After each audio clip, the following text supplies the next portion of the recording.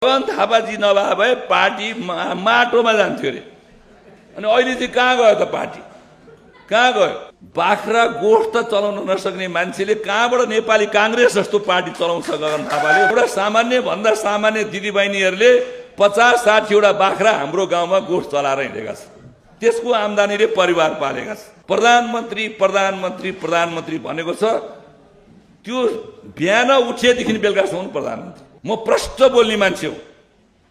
देशमा चुनाव जित्न सक्ने नेता जति डाक्टर साहब लगातार जितिरहनु भएको छ। प्रकाश राई जितिरहनु भएको छ। शेरबहादुर दाई कहिले नहार्ने मान्छे। धेरै नेताहरू थिए। मेरो जिल्लामा 2टै क्षेत्र जित्थ्यो। मलाई जुन क्षेत्र पठाएर जितेर आएन म। हाम्रा सम्माननीय पूर्व प्रधानमन्त्री आदरणीय शेरबहादुर देउवाज्यू जो पार्टीको सभापति पनि 2 पटक भइसक्नुभयो, 5 पटक प्रधानमन्त्री भइसक्नुभयो र उहाँलाई जेनजी घटनामा आन्दोलनको नाउँमा हिंसात्मक तरिकाले मार्ने उद्देश्यले खुकुरी प्रहार गरेर उहाँलाई घाइते बनाइयो।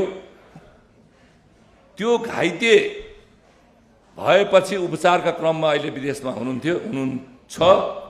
र उहाँको 28 गते नेपालमा हुन त यहाँको सरकारले रेड कर्नर नोटिस जारी गर्ने कुरादेखि लिएर थुन्छु र फेल्छु, मुद्दा लाउँछु र अनेक किसिमको चाहिँ धम्की दिइरहेको परिस्थितिमा मुलुकलाई सङ्कट पर्यो, प्रजातन्त्रलाई सङ्कट पर्यो, मुलुकमा अराजकता बढ्यो, कांग्रेस कमजोर हुन थाल्यो र मुलुक बेवारिसी हुन थाल्यो। यो अवस्थामा अरू पार्टीले पनि एउटा सिनियर अभिभावकको खोज गरिरहेको बेलामा उहाँले आफ्ना उपचारका कुरालाई र अन्य कुरालाई र सरकारले डर धाक धम्की देखाएको कुरालाई व्यवस्था गरेर नेपाल आउँदै हुनुहुन्छ 28 गते।